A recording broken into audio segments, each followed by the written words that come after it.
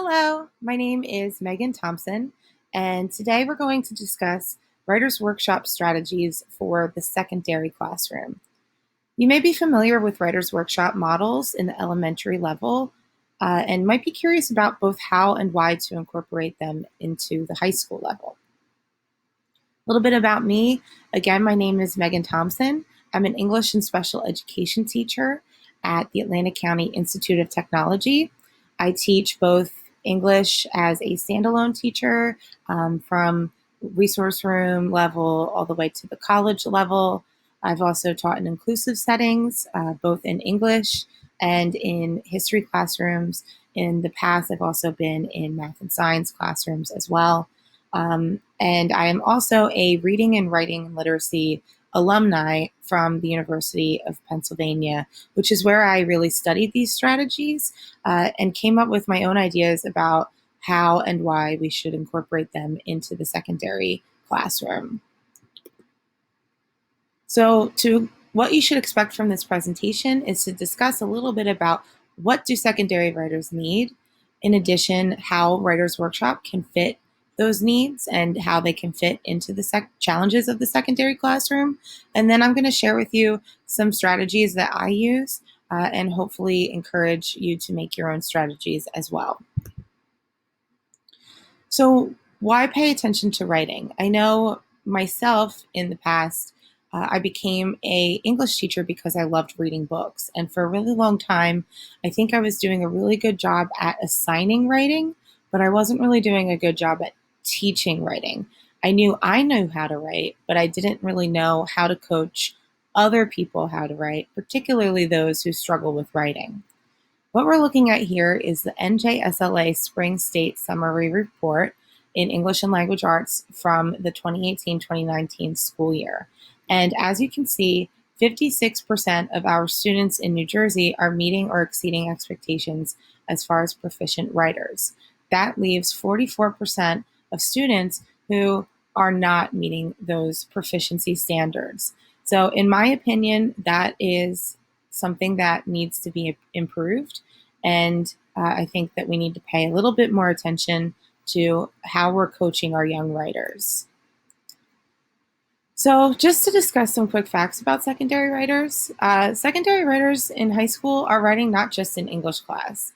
So, you might be getting a lot of really interesting and thought-provoking prompts for essay writing from English teachers, but students are certainly writing in history classes. They're certainly writing in science classes. If they are studying career and technical education, they're certainly writing in those classes as well. Electives, health and phys ed are also have writing requirements. And a lot of the teachers who teach those courses are not particularly trained in how to teach young writers. I know a lot of English teachers who aren't particularly trained to coach young writers. So this is a challenge for both teachers and students to grow in writing outside of the English class. And then the other most important thing is that how much feedback matters. Feedback matters not just for writing, but in all terms of learning. Think about when you learned how to ride a bike. Typically, you had an expert with you who was there to coach you along the way while you learned how to ride a bike. They would give you loving criticism as well as encouragement to make sure that you got all of the skills that you needed in order to ride that bike. So that's what we need to think about when we're thinking about coaching young writers. And most importantly, volume matters. The amount of times that students are engaged in practice writing is going to improve their writing capabilities. If they want to improve their writing, they need to engage in writing often, and they need to engage in authentic writing activities, both with a coach and without a coach. So keep this in mind from our favorite former English teacher, Stephen King, that it is reading model texts, writing about them, and writing with a coach is really the bread and butter about how students are going to get better at writing. So if you're an English teacher, this is probably something that you've engaged with at some point. and some version of the writing process. I found this clip art version that I think really encapsulates what the writing process is. It's very similar to the scientific method. It's similar to a logic thought. I put on here that it's old news, not because it's bad, but just because I think that we've really gotten comfortable with the writing process. And in some ways, it's become a little stale. Some of the words have lost their meaning because we've developed some strategies that work really well for covering lesson plans, but they might not be getting the engagement that we want to see from young writers. Part of the writing process is peer revision, and I wanted to take a moment to discuss some of the proponents and skeptics' opinions about peer feedback. People who say, and researchers who study peer feedback who are proponents of it, understand and argue that there is a positive impact on student performance, and that those peer revisions are equally beneficial as a teacher's feedback and revisions would be. Skeptics of peer feedback are concerned about the accuracy of the that peer-to-peer coaching, and often think that maybe their revisions are unreliable. Additionally, there's a social component, especially at the high school level, that I think needs to be taken into consideration, where, are you really going to be giving this person that you like or don't like constructive, helpful criticism, especially if you're a struggling writer? But ultimately, very little research is known about the actual beneficial qualities for peer feedback. As far as myself, I fall more on the skeptic side than the proponent side. However, I do incorporate peer relations into my workshop model. So, what's a writer's workshop? Writer's Workshop was created by Lucy Calkins and Nancy Atwell, not together, but separately. Lucy Calkins developed a workshop approach for the elementary level, and Nancy Atwell adapted it to her more middle level writers. All writers' workshops include these 5 components: mini lessons, writing time, conferencing, sharing, and evaluation. I've included all of these in my own understanding and model of a workshop in different ways, because I do think that they are needed differently at the high school level. So you're probably thinking at this point, how in the world am I going to find the time to do all of these things at the same time? Teachers are already overworked, overstressed. We are expected to do so many jobs all at the same time. How can I use these strategies in a way that's going to work for me? So I've developed something that works for me that I hope will work for you. And if it doesn't, I hope that you take what I'm speaking about today and incorporate it into something that does work. So I've been doing Writer's Workshop for approximately 6 to 7 years, and here are some of the things that I've noticed about both my teaching and my students in incorporating this model. I am doing significantly less grading at home. I used to bring papers and papers home, and I would bleed my heart and soul onto them and wonder why they're not understanding how to grow as writers. I'm giving them all the feedback they need, and they are not getting any better at this. With the Writer's Workshop, I've noticed that that is not my life anymore. I've also have improved relationships with students, particularly those who struggle the most with writing and have developed extremely sophisticated coping skills to try to hide the fact that they don't really know how to write, or they perceive that they don't really know how to write. I've also gotten a better awareness of the unique needs of my students, as far as their writing capabilities, and it's inspired different ways for me to approach writing instruction. Students can focus on one skill at a time. We know that when we're trying to teach one thing at a time, students will most likely be able to master that skill. The Writer's Workshop really leans itself to be a tool to help you with that. And that ultimately, students are engaging in the writing process in a different way than when I used to just assign writing. When I assigned writing, they would maybe do a couple first draft, second draft, editing, and then submit it, and then it's over. With the Writer's Workshop model, I noticed that students are engaging in the process of writing in ways that they never did before. So the first part of Writer's Workshop is to adjust your mindset and to embrace the mess. And I know this is a scary word for a lot of teachers, including myself. But Graves tells us that writing is a messy operation. And this is something that we know as writers. If you've ever been in grad school, think back to the times that you really struggled trying to put a paper together, wondering where you're going to start, what sources you're going to pull from. Think back to when you were a child and you were trying to write letters to Santa Claus, letters to friends, or diary entry, and remember how difficult it was for us back then as well.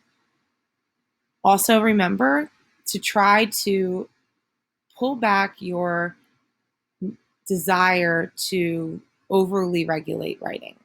At that point, when we're overly regulating the writing process by giving too many graphic organizers, by giving too many steps that students need to follow, there is a negative impact that a lot of young writers experience when they're seeing it as a formula instead of a process. So this is the picture that I found online when I put into Google image search, young writer. This is what came up. She looks beautiful. She is neatly put together. She has her pen in her hand. She doesn't look stressed at all. And please also note that her pen is at the top of the page. So I'm not quite sure if she is writing, because this is what I looked like in 2008 during my time at Montclair State University, during the hardest semester of my life, where I had to write many papers a week. This is probably about 1 a.m. And she doesn't look great. So this is what a young writer looks like to me. And I think that it's important that, even though many of us identify as expert writers now, to remember what it was like when we were a little lost with how to become better writers. The second step that's really important is to have a truly formative pre-assessment, not just a pre-assessment that you do to get done, but one that's going to help you go slow to go far. So formative assessments that I've used in the past, because they don't break my time bank, are the one that I use most often is patterns of problems from previous writing assignments. So I'll take once we start moving with Writer's Workshop, I always use what group they were in during the writing process before, to use that as a formative assessment to which group they need to enter during the second, third, fourth, and fifth round. Another formative assessment that works is just a 3 to 4 question survey on common issues that you can predict. So we know, as particularly English teachers know, what most young writers struggle with. They struggle with text citation, they struggle with fluency, some struggle with parallel structure, some struggle with just getting their ideas on the page and getting started. So we know that what these common themes are. So you could create a quick survey that will allow you to see what students are already proficient in and which ones need a little more help. And then the easiest one, and this takes a lot of rapport building and trust on both you and the students, but to ask them to rank themselves, to say, what part of writing do you think you need more practice with, and organize the groupings in that way. The third step is to make sure that there are tight aspects and loose aspects to the writer's workshop in your classroom. And this is where I'm going to introduce anchor charts that have really saved me. So DIY Literacy by Kate Roberts and Maggie Beatty Roberts is a transformative book that I've read that discusses anchor charts more critically and gives you a better understanding about what they are. But they're essentially checklists and rules that students have when they're practicing a certain skill. And I apply those not only to the skills that I'm teaching, but the areas in which students are engaging in Writer's Workshop. So in my classroom, I have 3 modes. The first mode is the learn mode, and that is when they get one-on-one, well, a small group on one interaction with their coach, who is myself, on whatever the skill that we're working on as a group is. The practice mode is when students get to sit in a circle at a different area of the classroom and politely talk to each other to collaborate on their shared skill that they're working on. And then there's independent mode, where a student finds an area in the room where they can just sit and practice what they've learned and have that writing time. So although this might look a little overwhelming at first, this is an actual slide from a piece of writing that I did, I think 2 years ago, where students engaged in the Writer's Workshop. And this was probably the second time that we did Writer's Workshop. So I explain what learning mode is. I explain what they can and can't do. I find that this way of approaching it is really clear. You can bring students into the decision-making process about why it's important that these rules are there. And you can always collaborate with students to add or subtract based on what the particular needs of your classroom are. Again, practice mode, here are the instructions that I give my students. They often struggle in the beginning that they can't really speak to me while they're in practice mode. Over time, they understand that it's because my time with the learning group is sacred. And we need to make sure that some of the students who are more comfortable with having space in the classroom are not taking away from that crucial time for students who are a little shyer, or students who might be a little more insecure about sharing their work and engaging in the writing process. And then again, independent mode. And the key with independent mode is I always provide an option for students to work on that will be constructive if they've burnt out from whatever they are trying to practice. So one group will have to start in the independent mode, and if they really are lost about how they are going to approach the objective and their particular group objective, I always have something that is consistent, some practice that they're engaged with often that they can always turn to, so that that time is not wasted at all. And again, I have a rubric for participation. Typically, as time goes on, we need this rubric less and less because students are better trained as to how to operate in this way. This is an exit ticket that I used where students can explain to me anything that if they've felt like they've gotten points taken off because of their behavior, they're able to express to me why that happened. And I always take that into consideration because I know that this is new and different and in some cases difficult for them. And then I typically use their exit ticket responses to form my groups the next time that we meet if there needs to be any changes. So ultimately, your feedback matters to students more than we as teachers are probably aware of. It's important that we make sure that we're using our feedback in the best and most efficient way possible. So we know that when a student gets a paperback and there are tons of corrections on the page, that is very overwhelming for students. And I want you to think back to a time, maybe in a class where you struggled and you got a paperback like that. It might feel defeating. It might feel like I don't even know where to start to begin with this. And it's impossible for you to wrap your head around where to begin and how to get that coaching needed to get to the next level. The writer's workshop makes you in the middle of the process. It's a lot of investment in your instruction time, a lot of direct instruction.